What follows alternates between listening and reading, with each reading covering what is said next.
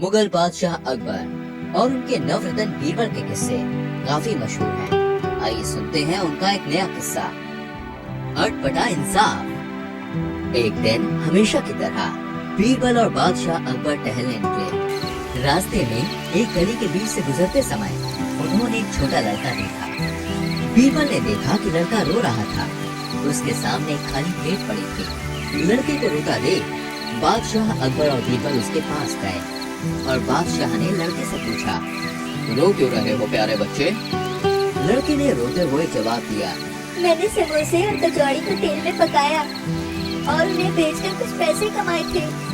बादशाह ने आश्चर्य से फिर पूछा, फिर रोने का क्या कारण है? पर किसी ने पूरे दिन की कमाई चुरा ली।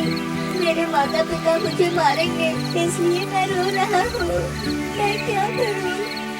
पास खड़े बीरबल ने देखा कि लड़की की दोनों आंखें आंसुओं से भरी पड़ी थी। बीरबल ने फिर लड़के से प्रश्न किया, कितने पैसे चोरी हुए हैं तुम्हारे? लड़के ने कहा, 200 सिक्के। मैं 2 सिक्कों में एक समोसा बेचता हूँ। आज मैं 100 समोसे लेकर आया था, ताज़ा और गर्मा गर्म समोसे। जब मैं यहाँ आया तब भी उनमें से तेल टपक रहा था। बीरबल ने देखा कि सचमुच उसकी थाली तेल से भीगी पड़ी थी और उसमें अभी तक बहुत सारा तेल इकट्ठा हो रखा था। अच्छा, तुमने अपने पैसे कहाँ रखे थे?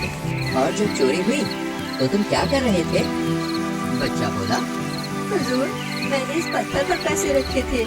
फिर लड़के ने बांस के पत्थर की ओर इशारा करते हुए उत्तर दिया, और सब सामान बेचकर मैं कुछ आराम करने के लिए लेट गया था और पता नहीं मेरी कब आग लग गई। जब मैं झपकी लेकर उठा तो मेरे सारे पैसे गायब थे।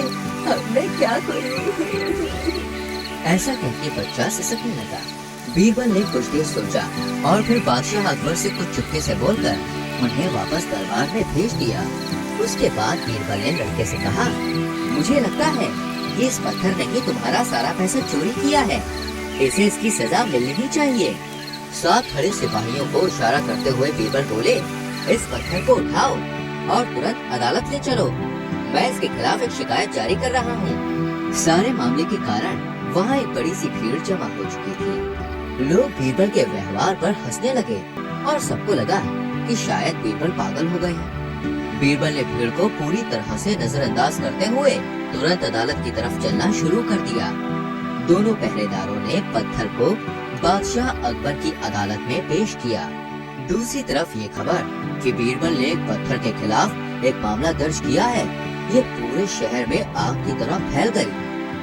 जल्द ही बहुत बड़ी सी भीड़ भी अदालत में एकत्र हो गई। अपराधी होने के कारण पत्थर को एक पिंजरे में रखा गया था। बीरबल ने उस पत्थर से बहुत ही गंभीर रूप से पूछा, अरे पत्थर, क्या तुमने इस लड़के के पैसे नहीं चुराए? बोलो। पत्थर तो कुछ कह ही नहीं सकता था, तो बीरबल को उस प्रश्न का उत्तर नहीं मिला।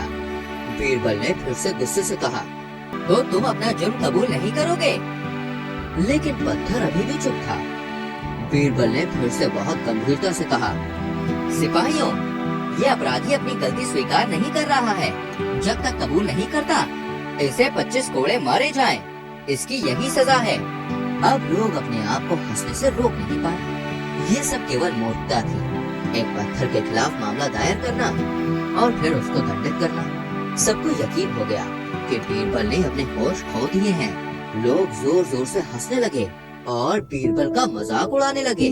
कुछ देर बाद बादशाह अकबर ने उन पर चिल्लाते हुए कहा, तुम सब क्या कर रहे हो?